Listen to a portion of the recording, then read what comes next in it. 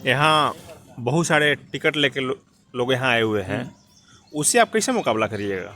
ये बात अभी आपको बोले, सही आप बोल रहे हैं कि टिकट लेकर के आए हैं, एक 26 पार्टी, एक 36 पार्टी, एक तरफ महागठबंधन, दूसरे तरफ एनडीए गठबंधन। हम आपको शुरू में कहा, जातीय गठबंधन लोग कर रहा है, जानबूझ करके जाति जाति में टकराव हो रहा है। इस टकराव कैसे दूर होगा? हम लोग पटना यूनिवर्सिटी में पढ़े हैं, हम लोग अच्छे क्वालिटी के शिक्षा में अच्छा अध्ययन किया है। इसको तय किया कि राजनीति में गंदे लोग बैठ करके जातिवाद करके और पार्टी के नाम पर गठबंधन करके, बताइए गठबंधन की क्या हो सकता है? जब आपने चुनाव आयोग से पार्टी का सब अलग अलग किए हैं तो एक जगह क्यों मिल रहे हैं? सारे एक जगह मिलकर वोट को जोड़ लेते हैं और 2 करोड़ 5 करोड़ रुपया में बेच करके उनको टिकट भेजते हैं।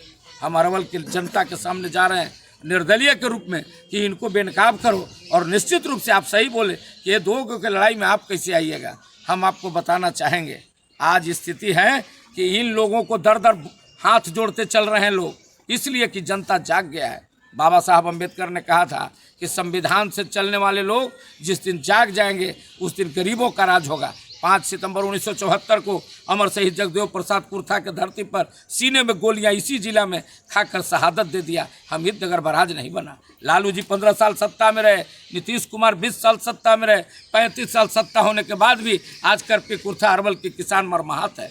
इसीलिए निर्दलीय जरूरी है, दल से हट करके, और जनता से अपील करने जा रहे हैं। बाकी जनता जो निर्णय लेगा उस सरोपर ही है। अगर चुनाव आप मान लें कि जनता आपको विधायक बना देती है तो क्या किसी पार्टी से गठबंधन करिएगा नहीं करिएगा? अभी जनता के अगर हमको मैंडेट मिलता है तो अरवल के लिए जो समस्याएं हैं, जिसके लिए हम जिस विजन के लेकर आपके सामने हैं, पहला लाइन रेलवे लाइन, दूसरा हमीदनगर बराज योजना, तीसरा कदवन जलाशय परियोजना, और जहां तक सवाल है गठबंधन के, आपका क्वेश्चन है कि कौन बिहार का मुख्यमंत्री में किसको आप समर्थन करिएगा, ये आपका क्वेश्चन है। हम आपको बताना चाहते हैं, इसी अरवल के धरती पर बाबा साहेब अम्बेडकर के सामने जिस प्रकार से लोगों से सुझाव लिया, उसी प्रकार से सुझाव लेने के बाद अरवल की जनता जिसको कहेगा उसको समर्थन करेगा। आप लगातार डीओ साहब नहीं सुनते हैं, जिला में जाइएगा तो डीएम साहब नहीं सुनते हैं। एक साधारण आदमी बैठ नहीं सकता है, एक नेता भी अगर है पैजामा कुर्ता उसको कुर्सी नहीं मिलेगा।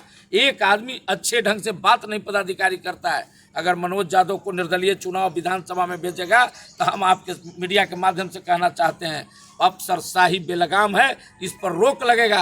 अरवल की धरती पर निश्चित रूप से सभी लोगों को बराबर अधिकार होगा, और जो निचले पंक्ति में बैठे लोग हैं और जो ऊपरे बैठे लोग हैं उनको बराबर बाबा साहेब अम्बेडकर के संविधान के तहत चलना होगा। ये हमारा सोच है, और कोई क्वेश्चन है तो पूछ। और दूसरी बात, अरवल से कोई सरोकार नहीं लोगों को रहा है।